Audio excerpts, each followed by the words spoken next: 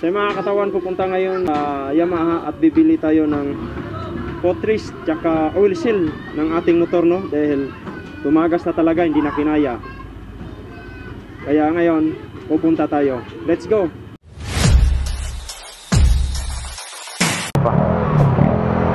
Alright.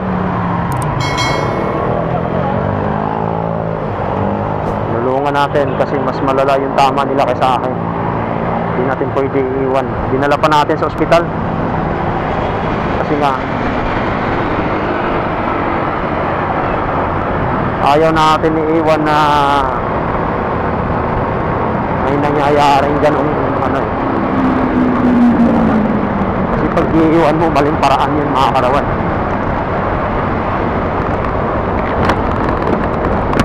Kaya kailangan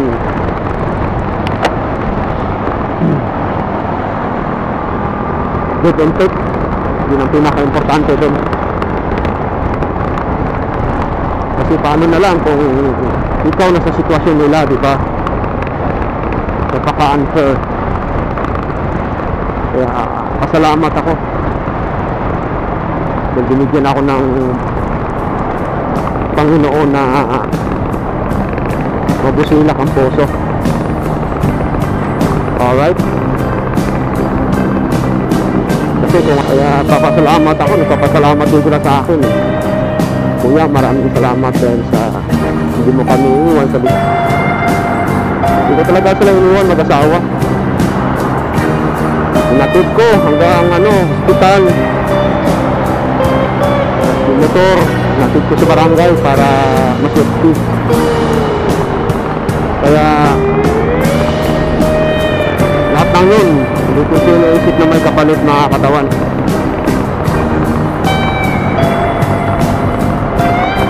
Kaya yun, tuwang-tuwa sila, nagpapasalamat sila hanggang sa nakalabas sila ng hospital bago ako.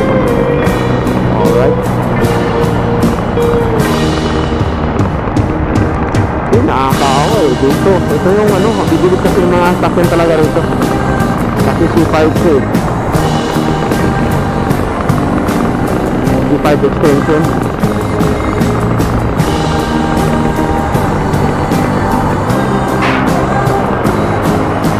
Sana makahabol pa tayo sa Yamaha.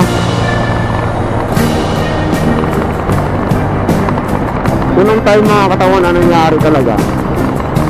Ito, limot ko ito, pagkatapos ko, ko sa video.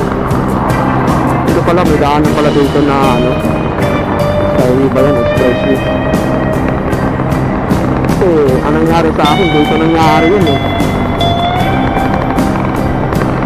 Kaya, mahirap talaga dito. Sa tagal ko nang dumaan dito, dito pa ako nadalo.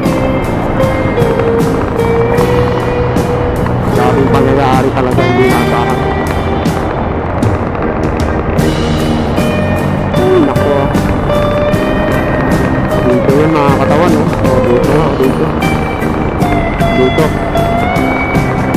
kaya ang hirap talagang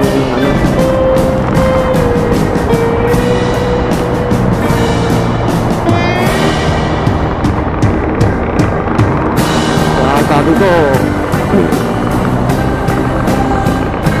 Diyos na ang bahala. Nakita ko talaga kung paano sila parating na mabangga na ako. Wala na ako ibang magawa kundi umilag lang ako ng konti. Talagang ang bilis ng pangyayari.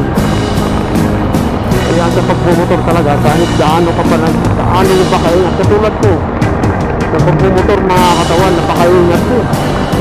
Kasi sa mga ganun sitwasyon, napakaingat ko.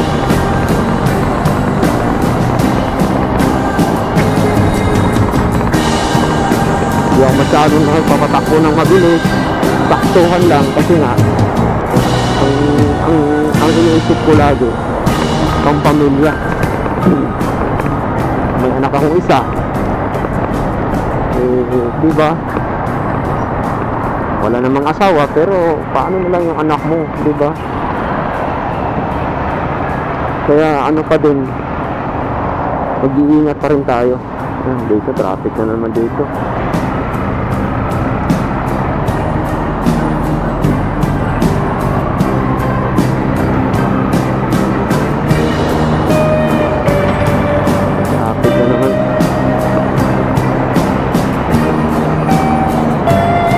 may ginagawa pala rito, pero ang sadya lang talaga natin sa Yamaha lang at TVS. Yun yung pinakasadya natin ngayon.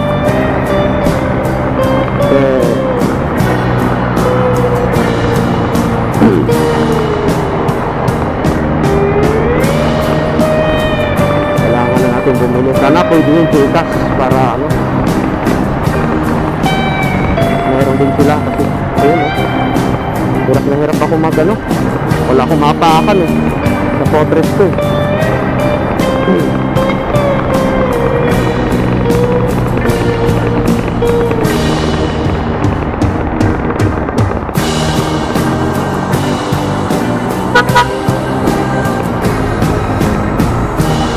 ganun lang. Basta mayroon pa talaga mo talagang sisingit ka, di pagbigyan mo o hindi o sinahan mo.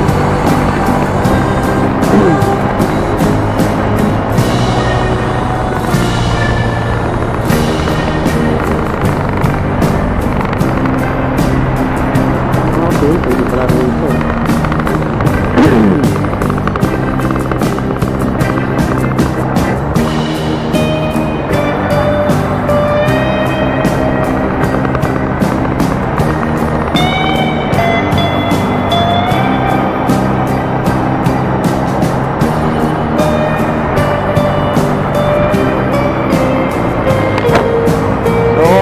Puntahan natin sa malapit sa Istra,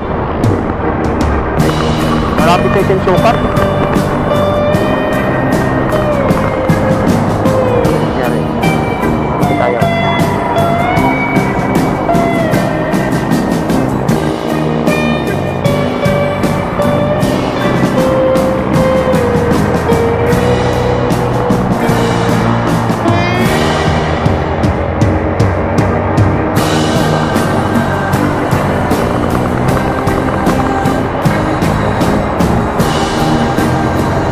Sana makaabot pa tayo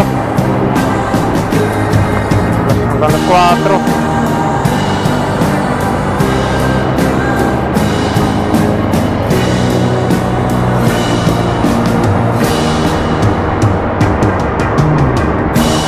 Laki.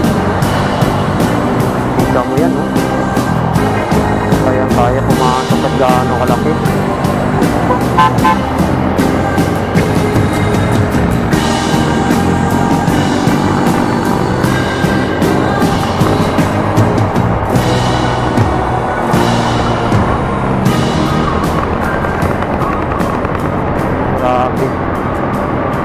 Sana umabot pa talaga tayo.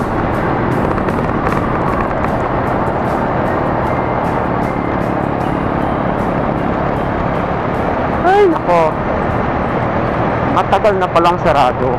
Di ko lang alam kasi ang tagal ko na rin hindi nakapunta doon. Parang 1 year ago na bago ko nakapunta doon. Kasi nga pupunta lang naman tayo doon pag may mga part na bibili natin. Mas mura kasi doon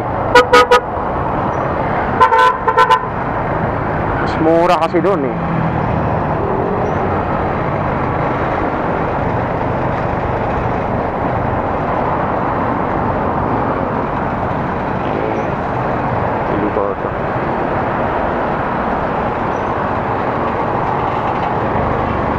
Alright. Nako, hirap naman na ito.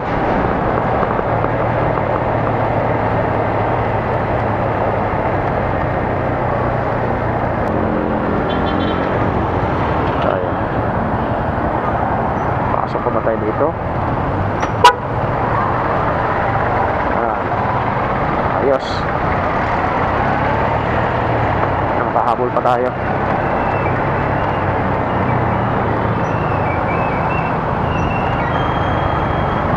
Mata mo nito, mata limango, kabilaan. Kasi di mo alam, sobrang hingat mo. Yung iba naman, kamote. Diba? Ay, nako. Umiikot tayo.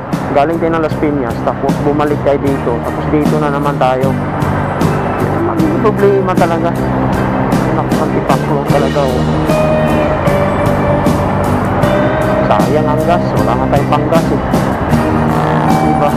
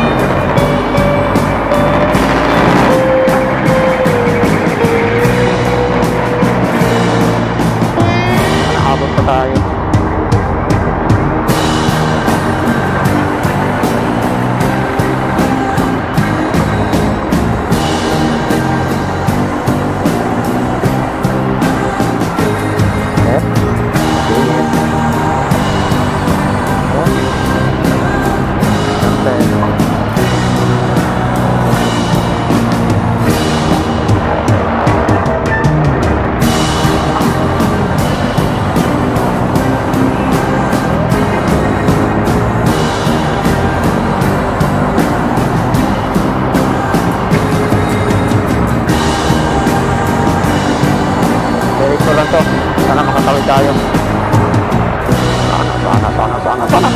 Sana. Ayun! Kita ko na.